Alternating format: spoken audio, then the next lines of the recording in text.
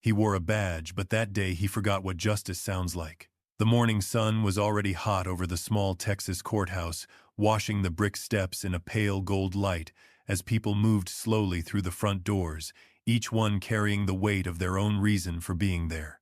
Inside, the air was cool, quiet, and tense, in the way only a courtroom can be, where every whisper seems louder than a shout and every glance can change the temperature of the room. At the center of it all stood a black woman in a navy coat, holding a slim leather folder close to her chest, with the kind of calm that came from discipline, not fear. Her name was Evelyn Carter, and to anyone passing by she looked like just another professional in a courthouse full of professionals. But people like her rarely needed to announce who they were. They carried it in the way they stood, in the way they listened, in the way they never hurried to prove themselves to anyone. Across the room, Deputy Aaron Blake noticed her and immediately decided she was the problem. He was the kind of officer who liked control more than service, the kind of man who mistook arrogance for authority and silence for weakness. He gave her a long, dismissive look, then stepped into her path with a crooked smirk that made the clerk at the front desk lower her eyes. "You can wait over there," he said, pointing without even glancing at the folder in Evelyn's hand. "This area is for people who actually have business here." A few heads turned. A few faces tightened. Nobody said a word. Evelyn did not react the way he expected. She did not flinch. She did not argue. She simply looked at him with steady eyes and asked, "Do you always speak to people before you know who they are, Aaron?" Let out a small laugh, the kind meant to embarrass someone in public. "Lady, I know exactly what I need to know," he replied, loud enough for nearby attorneys to hear. "I know when someone's trying to sneak into a place where they don't belong." The words hung in the air like smoke.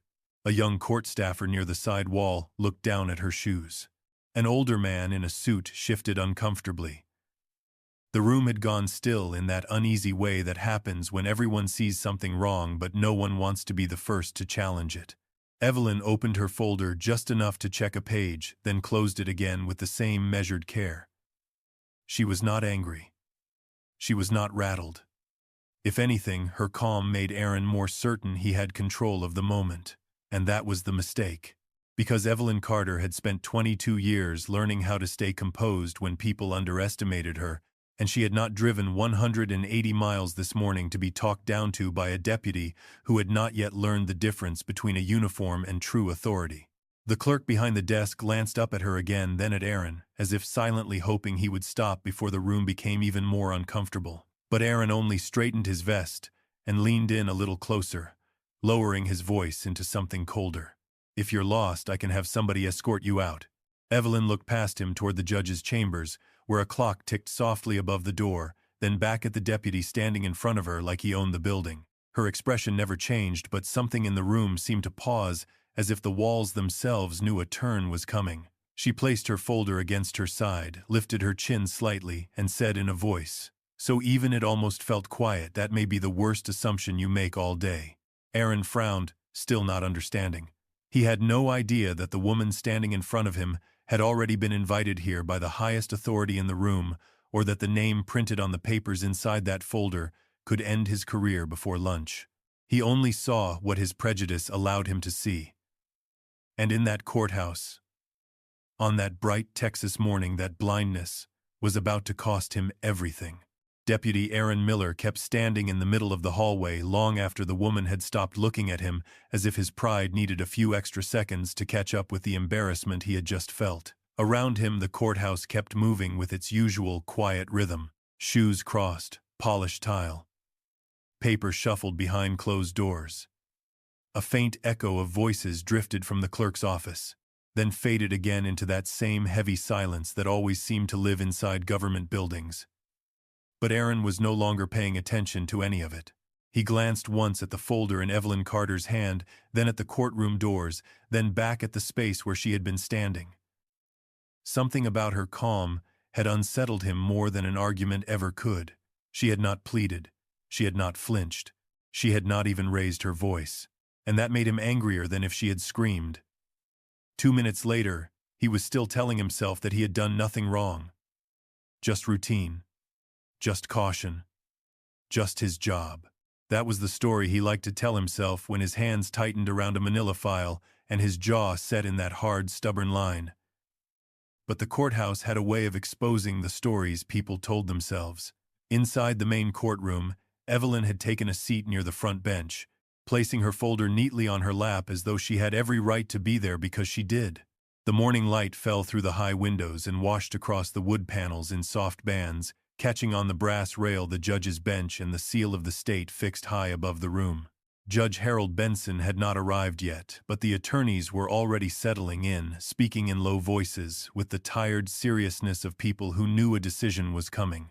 When Aaron stepped back inside, he noticed her again immediately. Not because she demanded attention, because she did not. She sat with perfect stillness, her hands folded, her eyes forward, her posture straight in a way that made the room feel strangely smaller. Aaron slowed near the back row and watched her with the same suspicion that had followed her into the building. She looked like someone waiting for permission she did not need. That irritated him. It should have been enough for him to leave it alone, but people like Aaron rarely knew when to stop. He approached the front bench and lowered his voice toward the bailiff, a stocky man named Frank, who had known him for years. "Who is that?" Aaron asked, barely moving his lips. Frank glanced over, then shrugged. "Civil matter. She checked in with Chambers before you got here." Aaron frowned. Name Evelyn Carter. The name meant nothing to him. That somehow made him feel better. He let out a quiet breath through his nose, the kind of sound men make when they think they have already figured out a room. Then he noticed something else. The folder on Evelyn's lap had a narrow white label across the front, and even from where he stood he could see the printed heading in dark block letters, "Special Conference." The words did not register at first. Then they did. Not because he understood them, but because he felt the subtle shift in the atmosphere around him. Frank saw it too. His eyes dropped to the folder, then lifted toward Aaron with the first hint of caution. "You know her?" he asked. Aaron gave a small, dismissive shake of the head. "Never seen her before." He said it too quickly. Frank did not answer right away. Instead, he looked down the row toward the side entrance leading to Chambers, where one of the court clerks had just stepped out with a stack of papers and a look of mild panic. The clerk spotted Evelyn, froze for half a second, and then hurried back inside as if to confirm something. Aaron noticed that too. His chest tightened, though he would never have admitted why. The room had not changed, and yet it had. The air felt heavier. The silence felt less empty. Evelyn remained, composed, her eyes fixed on the judge's bench, as if she had already seen the day unfold and knew exactly where every piece would land. Then the side door opened. Judge Benson entered with a leather portfolio tucked under one arm, his expression unreadable, his steps measured. Conversations died instantly. Chairs shifted. Heads turned. Aaron straightened unconsciously, expecting the usual morning routine. But instead of taking his seat immediately, the judge stopped halfway up the aisle and looked directly at Evelyn. The room fell still. He nodded once respectfully. "Mrs. Carter," he said, his voice carrying farther than Aaron expected. "Thank you for coming on such short notice." Aaron felt the blood drain from his face. Mrs. Carter. The judge had said it like a title, like an arrival. Like everyone in the room was supposed to know exactly what it meant. Evelyn rose with calm grace, picked up her folder, and gave the judge a polite nod in return. "Of course, Your Honor." That was when Aaron finally understood that he was no longer standing in front of an ordinary visitor. He was standing in front of someone the judge himself had chosen to receive. Frank looked down, suddenly interested in the floor. One of the clerks stopped typing. Even the man at the defense table had gone silent. Aaron opened his mouth, then closed it again, searching for a way to save the confidence he had spent the last 10 minutes building. But there was no clean way out. Not now. Not with the judge looking at Evelyn like she belonged there more than anyone else in the room, and not with Evelyn turning her head slowly toward him, her expression still calm, still controlled, still carrying that same quiet certainty that had unsettled him before. She did not smile. She did not need to. because now Aaron was the one who had begun to understand. And understanding, once it arrived, came far too late. Deputy Aaron Miller stayed frozen for a moment longer, as if the courthouse air had turned to stone around him. He tried to recover the posture of a man in control, but the room had already moved past him. The judge had acknowledged Evelyn. The clerk had seen it. The defense attorney had seen it. And worse than all of that, everyone had seen. Aaron failed to understand what had been standing in front of him from the very beginning. Evelyn remained near the bench, her hands resting lightly on the folder, her expression calm, in a way that made the whole room feel smaller. There was nothing loud about her, no display, no need to force attention. She simply existed with the kind of quiet certainty that made other people adjust themselves without realizing it. Aaron swallowed hard and glanced toward Frank, hoping for backup, hoping for a signal, hoping for anything that might pull him out of the mess he had created. But Frank had gone still. Not angry.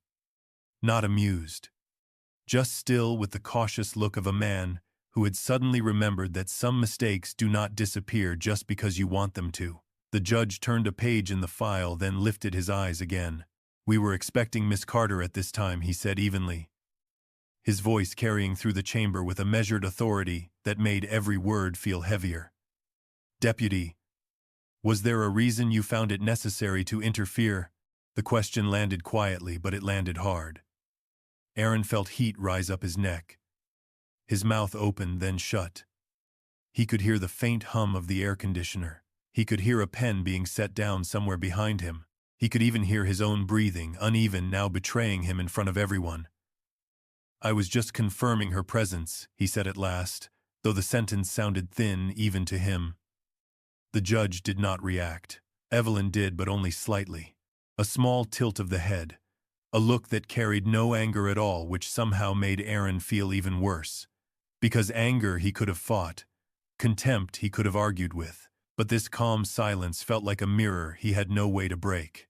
The judge looked back down at the folder in his hands. "Then you have confirmed it," he said. "Now step aside." For a brief second, Aaron did not move. It was not defiance. It was disbelief. His body had not yet caught up with the fact that the room had changed its shape around him. He had spent the last several minutes deciding who mattered and who did not, and now that decision had turned against him in front of witnesses who would remember every second of it. Evelyn shifted her folder slightly and took one calm breath. The sound was barely there, yet it seemed to travel farther than any raised voice could have. She looked at the judge again, then at the papers in his hands, and then finally at Aaron. Her gaze was steady. Not cruel. Not smug. Just steady. The kind of look that did not need permission. "I am here for the hearing," she said quietly, "and I would prefer to keep this matter focused on the case." There it was again. That same controlled tone. That same impossible composure. Aaron felt his confidence collapse inward piece by piece, until all that remained was the ugly shape of what he had done. The judge gave a slight nod as if accepting a truth that had never been in doubt. "Then let us proceed," he said. "Miss Carter has already provided the documentation we need." The words moved through the room like a cold current. Documentation. Need. Provided. Nothing dramatic. Nothing theatrical. Yet Aaron understood instantly that the folder Evelyn carried was not ordinary, and neither was the reason the judge had expected her. He looked at the seal on the front page for the first time, really looked at it, and felt his stomach tighten. Frank noticed the change in his face and shifted uncomfortably. One of the clerks exchanged a quick glance with the bailiff. Even the defense attorney seemed to straighten in his seat, sensing the ground beneath the room had shifted. Evelyn did not rush the moment. She let it breathe. She let Aaron feel every second of it. And in that silence, he finally understood the worst part of all. She had never needed to raise her voice. She had never needed to prove herself to him. The truth had been there the whole time, waiting patiently for him to become humble enough to see it. And now, with the judge speaking to her as an equal, and the entire courtroom quietly watching him unravel, Aaron realized that the power he had tried so hard to protect had already slipped from his hands. He stood there, exposed not by accusation, but by recognition, while Evelyn remained exactly as she had been from the start, calm, composed, and impossible to diminish. For a long moment, nobody in the courtroom seemed willing to speak first. The silence had a weight to it now, not the empty silence of confusion, but the heavy kind that comes after someone finally realizes they have been seen too clearly. Deputy Aaron Miller stood rigid near the aisle, his jaw tight, his shoulders locked, trying to rebuild the version of himself that had already collapsed in front of everyone. But the room would not give him that mercy. Evelyn remained beside the bench, calm and unhurried, her posture straight, her hands resting lightly at her sides as if she had all the time in the world. She did not chase the moment. She did not force it. She only let it settle, let it expose what it needed to expose. The judge looked from Evelyn to the folder in her hands, then back to the deputy, and for the first time that morning there was something unmistakable in his expression. Not anger, not amusement, but a quiet and unmistakable recognition. He had understood enough to know the balance in the room had changed. Frank, who had been standing near the rear wall with his arms crossed, shifted his weight and looked down at the floor. The clerk stopped, pretending to sort papers. Even the defense attorney, who had spent most of the morning trying to remain detached, sat a little straighter, sensing that whatever came next would matter far more than any argument already made. Aaron noticed all of it, and that made it worse. Because now he could feel the way attention moved away from him and toward her as naturally as water finding lower ground. It was not loud. It was not dramatic. It was worse than that. It was certain. Evelyn finally opened the folder and turned one page, just enough for the judge to see the seal at the top. The paper was clean, official, and impossible to mistake. The judge's eyes moved over it, then paused. He leaned back slightly, as if the air had thinned around him. "Deputy Miller," he said at last, in a voice that carried farther than a whisper but never needed to rise. "Do you know who you have been speaking to?" Aaron swallowed hard. His mouth opened, then closed again. He had no answer that could save him from the question. The judge did not press further. He did not need to. The courtroom had already begun to understand on its own. Evelyn closed the folder again with steady fingers, and in that small motion there was more authority than Aaron had shown all morning. She did not glare at him. She did not need to. Her calm was enough. It stood between him and every excuse he might have tried to make. He had mistaken quiet for weakness. He had mistaken patience for submission. He had mistook the absence of fear for the absence of power. And now all three of those mistakes were standing in the same room with him, breathing the same air, waiting for him to face them. Aaron tried to speak, but the words would not form cleanly. He felt the heat rise in his face, felt the eyes on him, felt the terrible certainty that every second he remained silent was another second. The truth became harder to deny. The judge set his pen down. Slowly, deliberately. The sound of it touching the desk was small, but it landed like a verdict. "This court will take a brief recess," he said, never looking away from Evelyn. "And when we return, I want everything on record, exactly as it happened." Aaron's stomach tightened. A recess had never sounded like a warning before, but now it did. Because the room was no longer asking whether he had overstepped. The room was asking how far the damage had gone. Evelyn finally looked at him then. Not with anger, but with the quiet disappointment of someone who had expected better from a man who had chosen less. Aaron felt that look more deeply than any shouted accusation. It was clean. It was final.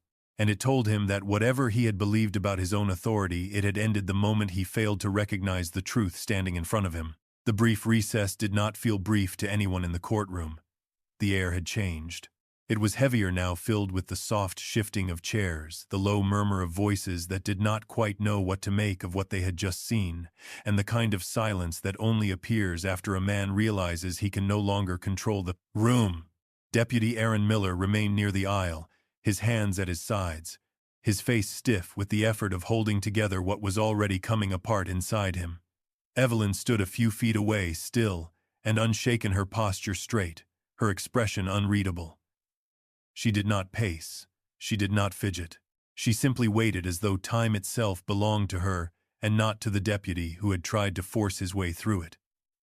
Across the courtroom, people began to glance at one another with that quiet, uncertain expression that comes when everyone understands something important has happened, but no one yet knows the full shape of it. Then the clerk returned, carrying a thin stack of papers, and the judge lifted his eyes with visible concern. "We are back on the record," he said, his voice lower now, more careful than before. Deputy Miller stepped forward. Aaron obeyed, though every movement looked forced, as if his boots had become heavier with each passing second. He stopped in front of the bench, his throat working once before he spoke. "Your Honor, I was only trying to maintain order," he said, but the words sounded smaller in this room now. Smaller than they had sounded an hour ago, smaller than they had sounded to him. Evelyn turned her gaze toward him again, and this time he felt it not as anger, but as a mirror. It reflected exactly what he had tried not to see. The judge opened the first document, read silently for a moment, and then looked up with a sharp, measured expression that made the entire room grow still. "Deputy Miller," he said, "these papers confirm that the matter you brought into this courtroom was already under review at a higher level." Aaron blinked. Once, then again. He felt the blood drain from his face. The judge continued, each word landing clean and unmistakable. "They also confirm that the woman standing before you is not here by accident and not here without authorization." A low ripple moved through the gallery. Someone inhaled sharply. Someone else leaned forward. Aaron's jaw tightened so hard it almost trembled. He looked at the folder in the judge's hands, then at Evelyn, then back again, as if reality might rearrange itself if he stared long enough. But it did not. Evelyn remained calm, her eyes steady, her face composed in the way of someone who had already endured enough to know the value of silence. The judge set the papers down and folded his hands. "For the record," he said, "you will not speak over her again." The sentence was not loud. It did not need to be. It passed through the room like a final line drawn across a page. Aaron swallowed. The pride that had carried him through the morning was gone, now replaced by a pressure behind his ribs that felt like fear, regret, and disbelief all at once. He had expected resistance. He had expected outrage. What he had not expected was documentation. Proof. The kind of truth that does not shout but cannot be denied. Evelyn finally took a step forward, and the room seemed to hold its breath with her. When she spoke, her voice was calm, level, and clear enough to reach the back row without effort. "I came here to handle a matter that should have been handled with professionalism," she said. Instead, it was turned into a lesson in assumptions. Her words were not sharp. That made them worse. That made them last longer. Aaron's eyes dropped for a moment, then lifted again. He looked like a man trying to find an exit from a room that had already closed around him. But Evelyn was not finished. She reached into her folder, withdrew one final page, and handed it to the clerk without even looking at Aaron. The clerk scanned it, then straightened visibly, his expression changing in an instant. The judge saw it too. "What is it?" he asked. The clerk cleared his throat. "It is a formal notice," he said carefully, "requesting immediate internal review of Deputy Miller's conduct effective this afternoon." The words landed with a quiet finality that made the gallery go still again. Aaron stared. His breathing slowed, then turned shallow. He had spent the whole morning believing that authority was something you carried on your hip. But now the room was teaching him something else. Authority could also arrive in a folder, in a signature, in a voice that never needed to rise. Evelyn looked at him one last time. Not with cruelty, but with the cold clarity of truth. And in that look, Aaron understood the part of the lesson he had resisted most. The world had not become smaller because he stood in it. It had become smaller because of the way he had chosen to see it. By the time the judge called the next instructions, Aaron was no longer thinking about winning the room. He was thinking about what it would mean to survive the consequences of losing it. By the time the judge's instructions settled over the courtroom, the room had stopped feeling like a place where people came to argue law. It felt like a place where truth itself had taken a seat and was waiting to be heard. Deputy Aaron Miller stood near the aisle, still trying to recover the shape of his composure, but nothing about him looked steady now. His jaw stayed tight, his shoulders stayed rigid. Yet the confidence he had worn so easily at the beginning of the day had begun to look borrowed, fragile, almost embarrassing in the harsh daylight of what had just been exposed. Across the room, Evelyn remained exactly as she had been before any of this began. Calm. Upright. Unmoved by the tension gathering around her. She did not need to announce her power. The room was already doing that for her. The clerk entered quietly, carrying a slim folder with a seal on the front, and every eye in the courtroom followed it as though it were heavier than it looked. He handed it to the bailiff, who passed it directly to the judge. For a moment no one moved. The judge opened the folder, scanned the page, and the expression on his face changed in a way that was small but unmistakable. It was not surprise. It was recognition, the kind that comes when a situation has crossed a line it can never walk back from. He looked up, then down again. Then read the page once more, slower this time. "The court has received a formal notice," he said at last. His voice controlled but lower now, regarding Deputy Miller's conduct and the immediate suspension of his courtroom authority pending review. The words did not explode. They did not need to. They settled into the room like winter air, cold and exact. Aaron felt them before he fully understood them. His face lost color. His throat worked once, then stopped. The same man who had spoken so easily a short while ago now could not seem to find a single sentence that might save him. And that was the thing about power, when it was built on habit instead of character. It could disappear in one quiet moment and leave a man standing there with nothing left to hold except the memory of how certain he once felt. Evelyn did not look triumphant. That would have been too easy. She simply stood with the kind of stillness that belongs to people who have no need to force the truth. Her eyes rested on Aaron for a brief second, not as punishment but as confirmation. "You knew better." That was what her silence said. "You should have known better." Around them, the courtroom began to shift in subtle ways. Someone in the gallery leaned forward. Someone else lowered their head. A woman near the back covered her mouth. No one was cheering. This was not that kind of moment. It was more solemn than that, more human. Because the real justice happening here was not loud enough to satisfy anyone who wanted spectacle. It was quieter. It was deeper. It was the kind that made a man face himself without an audience to hide behind. Aaron swallowed hard and looked toward the bench as if the judge might somehow rewrite what had already been read aloud. But the judge had already moved on. "Deputy Miller," he said, "you will remain where you are until the matter is addressed formally." Aaron nodded once, almost mechanically, because there was nothing else left for him to do. He had spent so long believing that respect could be demanded by position, by badge, by tone, but now the room had taught him a harder lesson. Respect could not be forced. It could only be earned, and sometimes it was lost so completely that even silence became a kind of judgment. Evelyn turned slightly, her gaze settling past him toward the front of the courtroom, toward the place where proceedings continued, without any concern for his pride. She had not come here to humiliate him. That was the part he was beginning finally painfully to understand. She had come to let the truth stand in the open long enough for everyone to see what he had tried to ignore. And once that truth was visible, nothing Aaron had done before could make it vanish again. The room stayed still, holding its breath around him while the next part of the hearing moved forward, as if to remind him that the world did not stop simply because one man had run out of excuses. That was the hardest part for Aaron to accept. Not the notice, not the suspension, not even the look in Evelyn's eyes.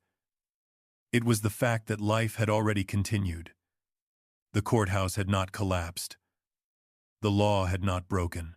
The only thing broken was the version of himself he had mistaken for authority. And now he had to stand inside that ruin and listen while justice, patient and unmoved, kept speaking. By the time the next witness was called, the courtroom had settled into a silence that felt almost ceremonial. No one was speaking now just to fill the air. Every face carried the same careful stillness, the same awareness that something had shifted in a way no one could undo. Evelyn sat with her hands folded neatly in front of her, her posture as calm as a still lake, while Aaron remained standing near the aisle. trying and failing to look like a man who still belonged to the room. Imagine standing there with every eye in the courtroom measuring you not for your badge, but for the truth you had spent all morning trying to outrun. That was where Aaron lived now, in the space between what he had claimed and what everyone had finally seen. The judge adjusted his papers and cleared his throat, but even that small sound seemed to echo longer than it should have. The law had not been interrupted. It had simply changed direction. And Aaron could feel it. He could feel the room no longer leaning toward him, no longer accepting the shape of his certainty. The people seated behind him were not angry in the loud, dramatic way he had expected. Their disappointment was quieter than that. It sat in their eyes. It lingered in the pauses between breaths. It was the kind of silence that makes a man hear himself too clearly. Across the aisle, Evelyn looked toward him once. Not with triumph, not with pity, but with the kind of steady clarity that leaves no room for denial. She had never needed to raise her voice. She had never needed to plead. The facts had done the work for her, and now the room was forcing Aaron to hear them. He swallowed hard, the motion small but visible, as though his body understood before his mind did that the day had already passed the point where pride could save him. The hearing moved on with painful normality. A clerk read the next note. A page turned. Someone in the back shifted in their seat. Life in its ordinary and relentless way kept going. That was what broke him most. Not a dramatic fall, not a scene of chaos. Just the simple fact that the world did not stop to protect his version of events. It kept moving because truth had already entered the room, and truth did not need permission to remain. Aaron stared down at the floor, then toward the bench, then anywhere but at Evelyn. He had spent so long believing authority meant control that he had never imagined what it would feel like to lose control in front of the very system he thought would shelter him. Now he understood. Authority without humility was nothing more than a costume, and the courtroom had seen through his. Evelyn finally stood when called, and the room seemed to straighten with her. She did not hurry. She did not hesitate. Her voice, when it came, was measured and clear, carrying the kind of quiet force that cannot be manufactured. Every word reminded the room that dignity does not disappear because someone tries to take it. It waits. It endures. It speaks when the moment is right. Aaron listened without lifting his head, and for the first time that day he was not thinking about how to defend himself. He was thinking about how every choice had led him here, to this narrow stretch of light in a courtroom that had become far larger than his own ego. He had mistaken intimidation for strength. He had mistaken volume for truth. He had mistaken his own comfort for justice. And now all of it stood exposed under the same bright ceiling where excuses could not hide and shame had nowhere left to go. The judge's voice remained calm as the record continued, but even calm carried weight now. It carried consequence. It carried the certainty that what had been done could not simply be brushed aside because the man who did it had once worn a badge. Aaron finally looked up just once, and when he did, he found Evelyn exactly as she had been from the beginning, unshaken, unbent, and impossible to reduce. In that moment, he understood the deepest part of his failure. He had looked at her and seen a target. The room saw a witness. The court saw the truth, and that difference was everything.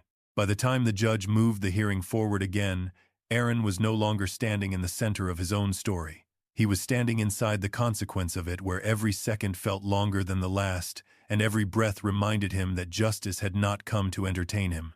It had come to outlast him. The courtroom did not feel louder after that. It felt more exact. Every small sound seemed to land with purpose now, like the room itself had become aware that it was carrying more than testimony. The rustle of a legal pad, the soft shift of a chair, the faint click of a pen that no one bothered to use. Evelyn remained composed in the front row, her face unreadable. Her shoulders relaxed in a way that made the entire room seem to lean around her without meaning to. Aaron stood several feet away, no longer trying to hold his posture like a man in control, but still unable to let it collapse completely. He had the expression of someone standing on ground that had quietly changed while he was looking elsewhere. And that was the cruelest part. Nothing dramatic had happened. No one had needed to shout. No one had needed to force the truth into the open. It had simply arrived. And with it came the kind of silence that makes a person hear his own weakness for the first time. The judge reviewed the file again, turning a page with the slow patience of someone who understood that haste was for people who had not yet earned the right to be careful. The words spoken in that room had already done their work. They had not merely corrected a misunderstanding. They had exposed a habit of assumption, a habit of speaking too quickly, looking too little and believing too much in the comfort of being wrong without consequence. Aaron knew it now. He could feel it in the backs of his shoulders, in the dryness of his mouth, in the way his own thoughts kept circling the same terrible realization. He had not just misread Evelyn, he had reduced her. He had taken one look at her, calm, her age, her stillness, and decided those things meant she was beneath notice. And because of that, every word he had offered the court now sounded thinner in his own mind than it ever had before. That was the part no one needed to explain. Shame did not always arrive as a shout. Sometimes it arrived as clarity, the kind that leaves a man standing upright while every part of him feels quietly exposed. Evelyn did not turn toward him. She did not need to. Her presence already said enough. It said that dignity does not ask permission to remain dignity. It said that a person can be underestimated in 100 different ways and still carry more strength than the room that tried to diminish her. And it said without a single raised voice that justice had never belonged to the loudest person in the room.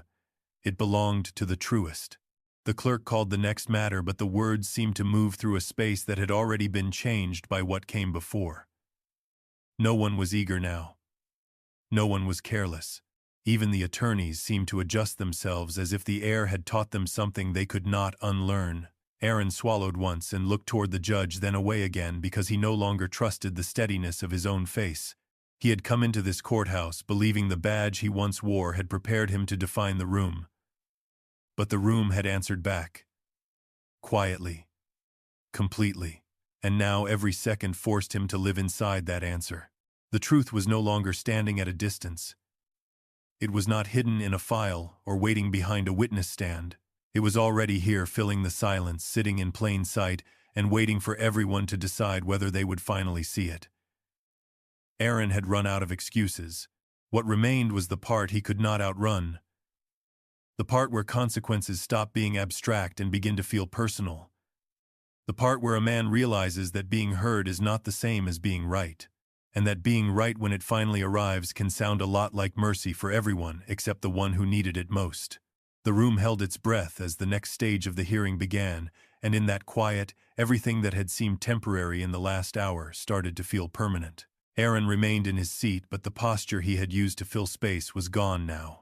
He sat straighter in the wrong way, like a man trying to convince the room that dignity could still be borrowed after it had already been spent. Evelyn did not move. She did not need to. The calm around her had become its own kind of authority, and the people nearest to her seemed to feel it without understanding why. A few rows back, one of the clerks lowered his eyes to the papers in front of him, as if the page might offer relief.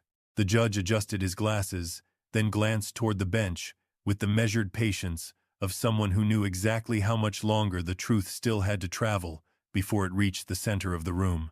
The witness chair was empty for a moment, and that empty chair seemed to matter more than the people in it ever had. It sat there under the soft courtroom lights, waiting plain and silent, while every person in the room understood that another layer was about to be removed. No one spoke. No one coughed. Even the small sounds that usually belong to a courthouse, the shuffle of shoes, the whisper of fabric, the faint turn of a legal folder, had thinned into something careful. It was as if the entire building had learned that this was not the time to interrupt. Aaron kept his hands folded, though the effort to keep them still was beginning to show. He had spent so much of the morning trying to control the shape of the room, trying to make the air itself bend toward his version of events, but now he could feel the opposite happening. The room was no longer bending toward him. It was straightening around the truth. That truth had not needed volume. It had not needed force. It had only needed time. And time in a place like this had a way of exposing what arrogance could not hide forever.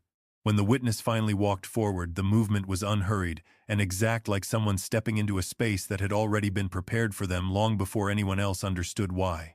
Their shoes made a quiet sound against the floor. The sound seemed to travel farther than it should have, touching every corner of the courtroom before fading. Aaron looked up, then stopped himself from looking too long. He had learned something in the last few hours that he would not say out loud. The most dangerous thing in the room was not anger. It was certainty, and the kind that had settled here was older, calmer, and far more complete than anything he had brought with him. The witness placed a hand on the rail, took the oath, and spoke in a voice that carried without trying. It was not loud. It did not need to be. Every word landed with a kind of quiet precision that made the jurors lean in almost at once. Evelyn listened without expression, her attention steady, her face, giving nothing away except the fact that she had never once needed the room to believe in her before it did. Aaron felt the weight of that as the testimony unfolded. Not because it was dramatic, not because it was cruel, because it was exact. The details fit together too cleanly to be dismissed. The timeline held. The records matched. The contradictions that had once sounded small now stood in plain view, stripped of the casual confidence he had used to cover them. His throat tightened when the witness described the moment the file had been reviewed, the moment the names had been checked, the moment the chain of decisions had started to collapse under the pressure of its own dishonesty. There was no outburst, no grand interruption. Just the steady sound of truth being placed on the record one line at a time, until the room could no longer pretend it had not heard. That was the hardest part for Aaron. Not the exposure, the silence after it. Because silence, once the facts had arrived, no longer meant uncertainty. It meant agreement. It meant the room had finally stopped defending what could not be defended. He glanced once toward the gallery and saw that even the people who had come in skeptical now sat with the same stillness, as if they too were realizing that justice had a way of arriving without drama and leaving no place for denial to stand. The witness finished, and for a moment, no one moved. The air felt thin. The clock on the wall ticked with a clarity that seemed almost personal. Aaron sat there with the strange, sinking awareness that every layer of confidence he had built around himself had been taken apart in public, not by shouting, not by spectacle, but by the kind of truth that does not raise its voice, because it does not have to. He had once believed that control meant being able to speak first, speak louder, and speak with enough force to make others doubt their own memory. But the courthouse had taught him something else. Control was fragile, authority was conditional, and when the record turned against him, there was nothing left but the man underneath all the noise. He looked at Evelyn again. This time, she met his gaze. Not with anger, not with triumph, with the kind of calm that arrives after suffering has been seen clearly and no longer needs to prove itself. In that one look, Aaron understood that justice was not asking him to be destroyed. It was asking him to finally be honest. And that honesty felt heavier than any sentence he had feared, because it could not be appealed, delayed, or denied. It had already been spoken, it had already been heard, and now it belonged to the room. He sat very still while the testimony continued around him, the words moving forward without mercy and without hatred, only with the steady force of what had been true all along. The courthouse did not need to raise its voice. It had already said enough.